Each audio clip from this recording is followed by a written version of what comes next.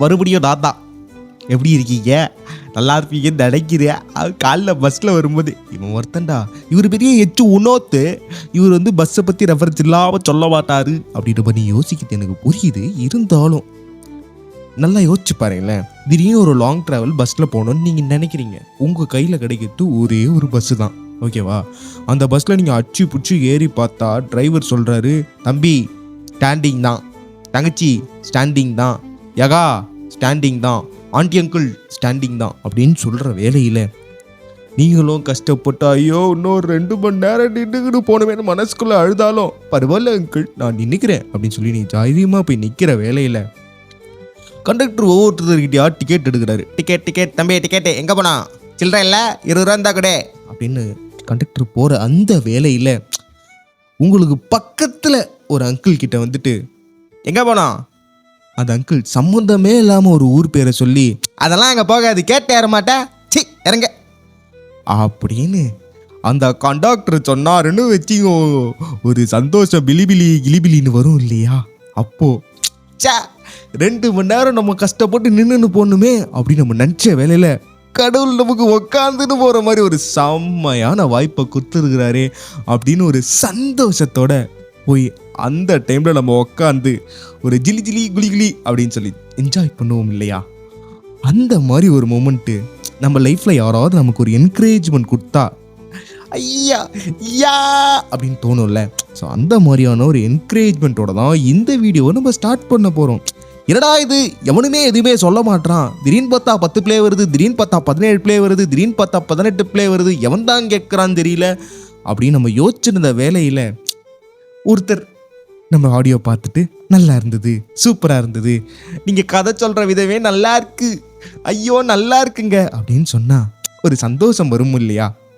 இதே மாதிரி ஒரு சந்தோஷம் முன்னாடி ஒரு காலத்தில் தனுஷ்கோடி சொல்லும்போது நமக்கு மகிழ்ச்சியாக இருந்த வேலையில் இப்போது நமக்கு வந்து நம்மளோட ஃப்ரெண்டு ஒருத்தருங்க வந்து சொல்லியிருந்தாங்க. ஸோ அதை கேட்டதுக்கப்புறம் எனக்குள்ள ஈஹா அப்படின்ற மாதிரி ஒரு சந்தோஷமாக இருந்தது. ஸோ இந்த என்கரேஜ்மெண்ட் எல்லாம் கேட்கும்போது மனசுக்குள்ள வந்து அடுத்து நம்ம ஏதாவது பண்ணணும் அப்படின்ற மாதிரி வந்து தோணுது. அது மட்டும் இல்லாமல் பயங்கர ரெஸ்பான்சிபிளாக இருக்கணும் அப்படின்னு ஒரு சின்ன ஃபீல் வந்து வந்திருக்குது. அதுக்காகலாம் உருப்படியெல்லாம் கண்டென்ட் போட்டுற மாட்டேன், பயந்துராதா டேய், அதுக்குன்னு நீ போயிடாதடா.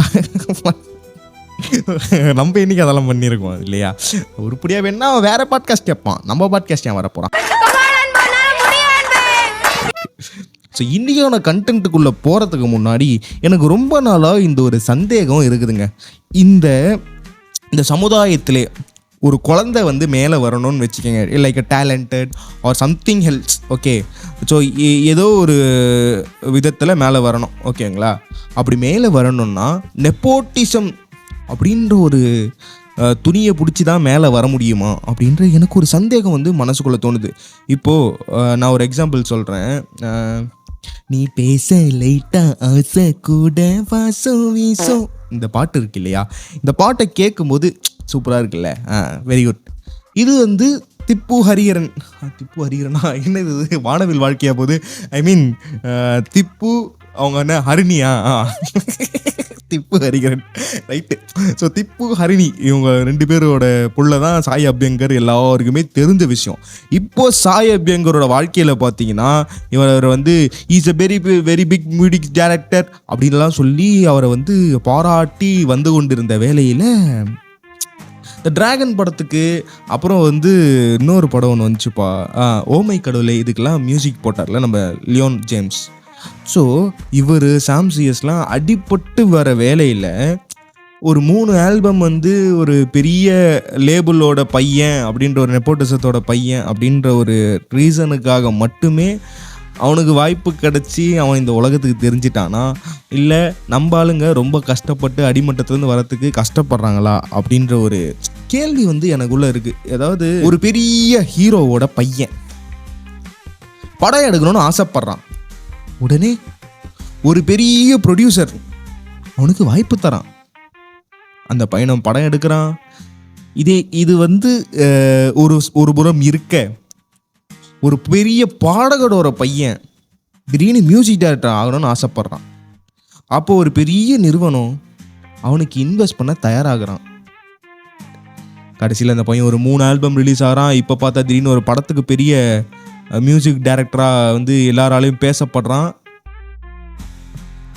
நெப்போட்டிசம் இருக்கிறதுனால ஒருத்தன் மேலே வரான்.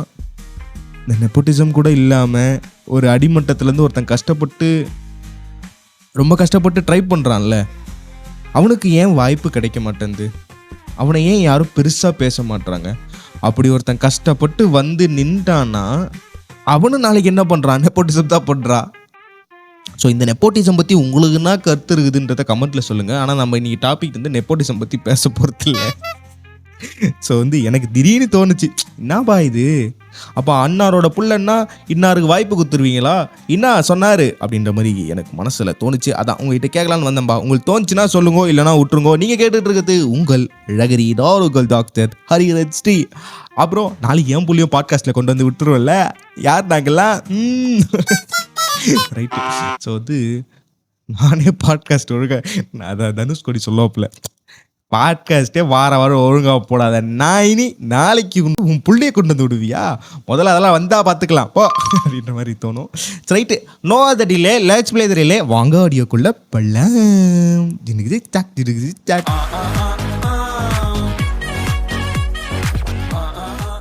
ஸோ அதாகப்பட்டது என்னென்னா, இன்றைக்கான டாபிக் என்னத்தை பற்றி பேசலாம் அப்படின்னு யோசிச்சப்போ வந்து ஒரு பொண்ணு வந்து லவ் பண்ணுது. ஸோ ஒரு 8th ஸ்டாண்டர்ட் படிக்கும்போதே அந்த பொண்ணுக்கு லவ் வந்துடுது. அந்த லவ் நல்லபடியாக போய் கொண்டிருந்த வேலையில் வீட்டில் எப்படியோ தெரிஞ்சிடுது. வீட்டில் கொஞ்சம் வந்து ஸ்ட்ரிக்டாக பேசிடுறாங்க. நோடா கண்ணா, இதெல்லாம் நம்ம குடும்பத்துக்கு செட் ஆகாது, நீ மறந்துடு அப்படின்ற மாதிரி சொல்லிடுறாங்க. அந்த பொண்ணும் மறந்துடுறேன்ப்பா அப்படின்னு சொல்லி ஏமாற்றி திருப்பி லவ் பண்ண, அது ஆப்வியஸ்லி நடக்கிற ஒரு விஷயம் தானே, நான் எப்படிங்க விட்டு கொடுக்க முடியும் அப்படின்ற மாதிரி ஒரு எண்ணம் தோணும் இல்லையா. ஸோ அந்த மாதிரி வந்து அந்த லவ் போய் கொண்டு இருந்த வேலையிலே அது ஒரு கட்டத்துக்கு மேலே கண்டினியூ ஆகிட்டே போதும். அவங்க வீட்டில் வந்து அந்த லவ்வை பார்த்தாலே கொஞ்சம் அருவருப்பாயிடுறாங்க. இந்த லவ் மட்டும் வேண்டாம், விட்டு கொன்றுவேன் அப்படின்ற மாதிரிலாம் பேச ஆரம்பிக்கிறாங்க. இது ஒரு கண்டினியூஸாக போக போக போக போக ரொம்ப டார்ச்சர் அனுபவிக்க ஆரம்பிச்சது அந்த பொண்ணு. பட் அந்த பொண்ணால் வந்து இந்த லவ்வை வந்து விட்டுட்டு விலக முடியல. என்னடா பண்ணுறது அப்படின்ற ஒரு கான்செப்டில் இருக்காங்க. ஸோ இதே போய் கொண்டு இருந்த வேலையில் இந்த லவ் ஏன்டா இப்படி போகுது அப்படின்னு அவங்க யோசிக்கிறாங்க. அப்போதான் வந்து ஒரு கட்டத்தில் வந்து குடும்பத்தில் வந்து சொல்லிடுறாங்க, நீ உயிரோடு இருந்து எங்களை அசிங்கப்படுத்தத்தோட செத்து போயிடு அப்படின்ற மாதிரி சொல்கிறாங்க. என்ன ப்ரோ, லவ் பண்ணது தப்பா ப்ரோ, அதுக்கெலாம் செத்து போக சொல்லுவாங்களா, என்ன சொல்கிறீங்க ப்ரோ அப்படின்னு நீங்கள்லாம் யோசிச்சிங்கன்னா, இந்த லவ் கொஞ்சம் வித்தியாசமான லவ். நான் ப்ரோ வயசில் ரொம்ப பெரிய அங்கிளை லவ் பண்ணுதா, இல்லை வயசில் சின்ன பையனை லவ் பண்ணுதா அப்படின்னு நீங்கள் யோசிச்சிங்கன்னா, சேம் ஏஜில் தான் லவ் பண்ணுது. பட் என்னென்னா சேம் ஜெண்டர்லேயே லவ் பண்ணிருச்சு. So it's nothing but LGBTQ, ஓகேவா. ஸோ இதை வந்து நம்ம தப்புன்னு சொல்ல முடியாது. இது வந்து ஒவ்வொருத்தரோட ஹார்மோன்ஸை பொறுத்து, ஒவ்வொருத்தரோட அட்ராக்ஷனை பொறுத்து, ஒவ்வொருத்தரோட கம்ஃபர்ட் ஜோனை பொறுத்து நடக்கும், ஓகேவா. இது நம்ம வந்து கம்ப்ளீட்லி தப்பு, இப்படி தான் இருக்கணும் அப்படின்றது சொல்லலை. நீங்கள் வந்து உனக்கு ஒரு பர்சனை பிடிச்சிருக்கா, அந்த பர்சன் கூட லவ் பண்ணுறியா, அது உன் லைஃப் நல்லா அழகாக இருக்கும், லீட் பண்ணணும்னு நினைக்கிறியா, தாராளமாக போ. ஆனால் ஒரு பொது இடத்துல வந்து ஒரு நான் ஓரின சேர்க்கை நீயும் ஓரின சேர்க்கையா வா அப்படின்ற மாதிரி சீன்ற தெரியுமா, அதுதான் தப்புன்னு நான் சொல்கிறேன். பிகாஸ் நாங்கள் அனுபவிச்சிருக்கோம் ப்ரோ, தொட எந்து ப்ரோ அதுதான் சொல்கிறேன். ஸோ என்னென்னா இந்த மாதிரி அந்த கதை போய்கிட்டு இருந்த வேலையில் அந்த பொண்ணை போட்டு ரொம்ப டார்ச்சர் பண்ண ஆரம்பிச்சிட்டாங்க. அந்த பொண்ணுக்கு இன்னொரு பொண்ணு அதை லவ் பண்ணதில்ல, அந்த பொண்ணு இல்லாமல் அதால் வந்து இருக்க முடியல.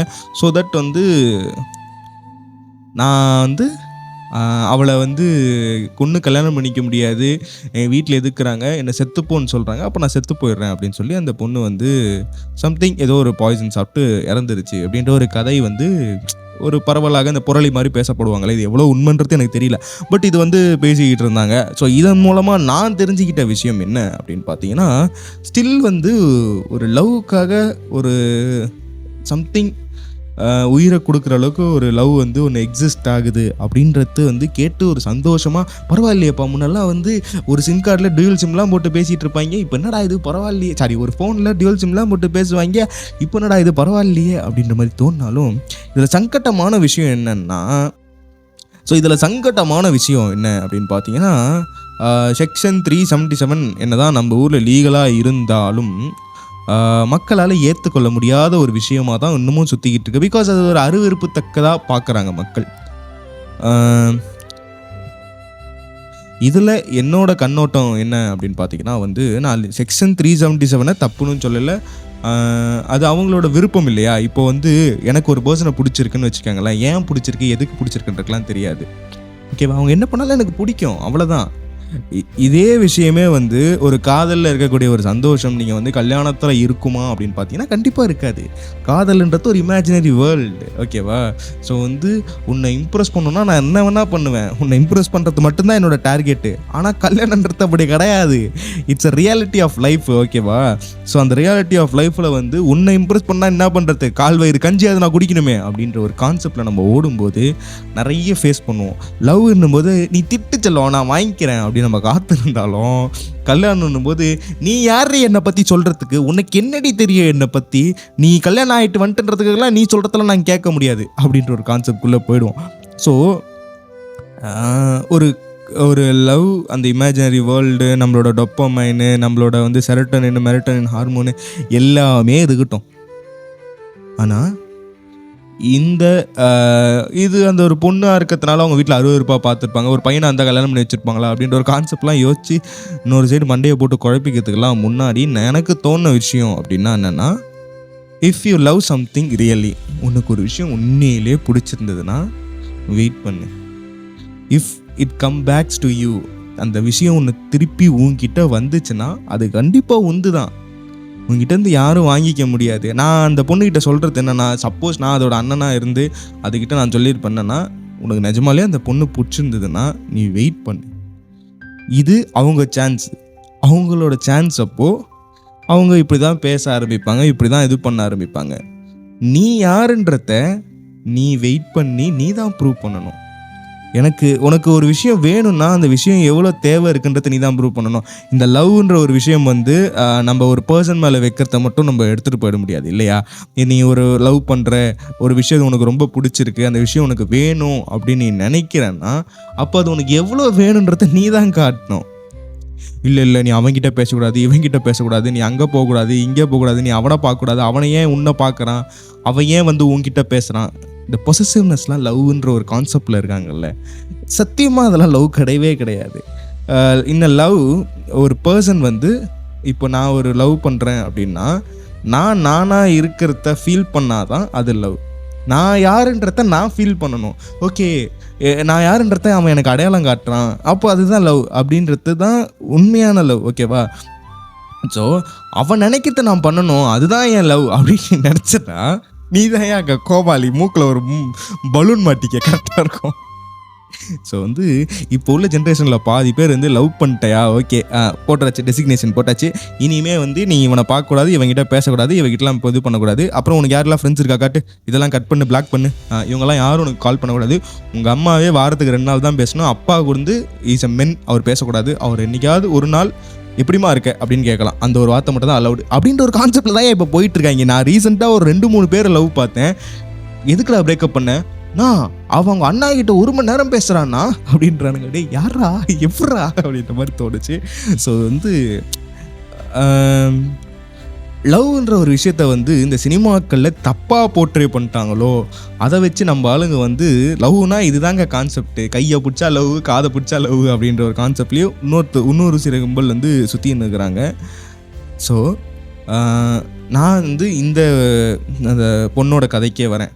நீ உனக்கு ஒரு பொண்ணை பிடிச்சிருக்கோ இல்லை ஒரு பையனை பிடிச்சிருக்கோ, லவ்வுக்கு வந்து ஜெண்டரோ இதுவெல்லாம் தேவை கிடையாதுங்க. லவ்னா வந்து கொடுக்கறது மட்டும்தான். லவ் திருப்பி நீ வாங்கலாம் கூடாது.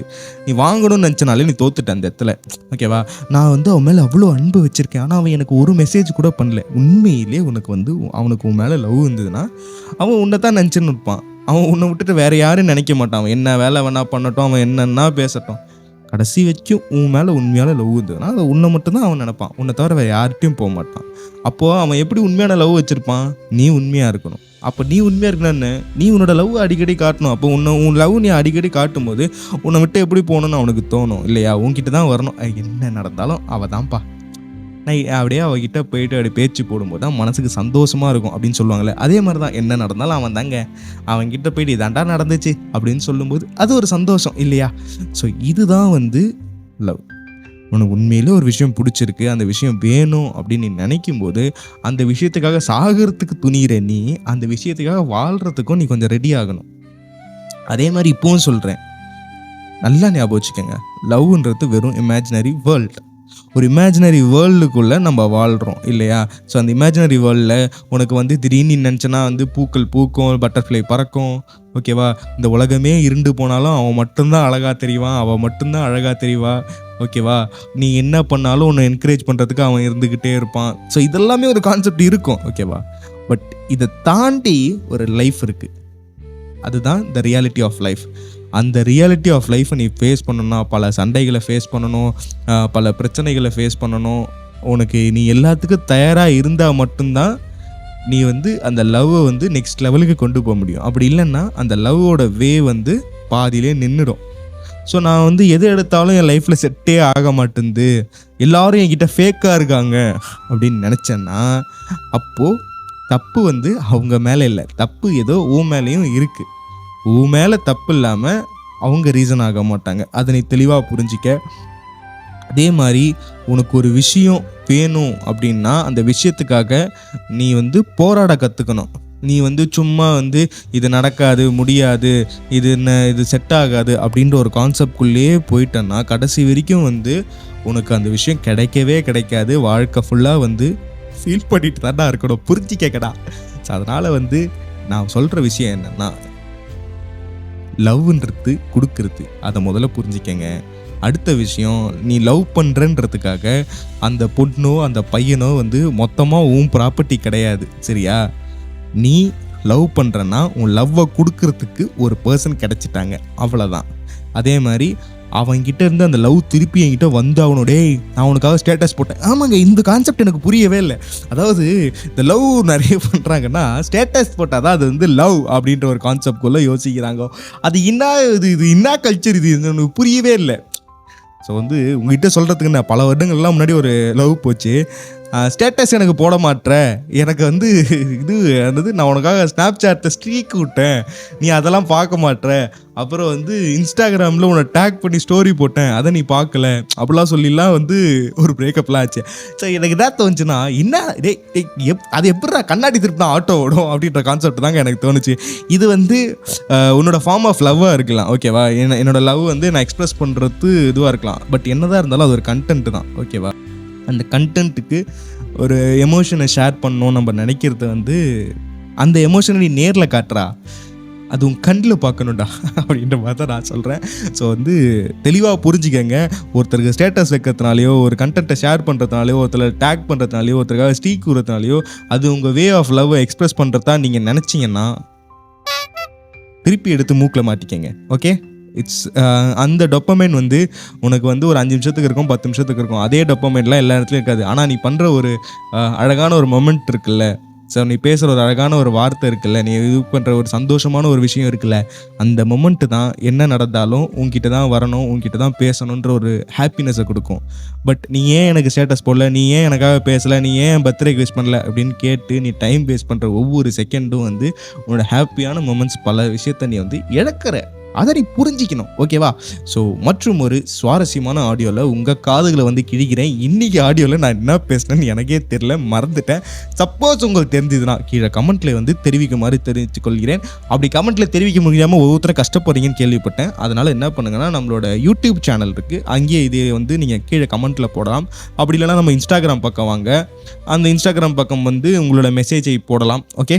ஸோ மறக்காமல் ஏதாவது ஒன்று சொல்லுங்கடா, எவனாவது ஒருத்தன் பேசுகிறா, எவனோ ஒருத்தன் கேட்குறீங்க, என்னமோ பண்ணுறீங்க. திடீர்னு பார்த்தா 14 ப்ளே வருது, திடீர்னு பார்த்தா 20 ப்ளே வருது, திடீர்னு பார்த்தா 25 ப்ளே வருது. ஆனால் இந்த ப்ளேலையும் எவன் கேட்டான், என்ன பண்ணான், எதுவும் சொல்ல மாட்டேறாங்களே, ஏதாவது சொல்லுங்கடா. அண்ணா நான் இருக்கேன், நான் உயிரோட தான் இருக்கேன், நான் செத்துட்டேன், அதையாவது சொல்கிறா, சரியா? ஸோ அட்டா இந்த கண்டென்ட் இல்லாமல் மைக் ஆன் பண்ணி வச்சு பேசுகிறது ரொம்ப கஷ்டமாக இருக்குது. அடுத்த டைமாவது கண்டென்ட்டோடு வரணும்.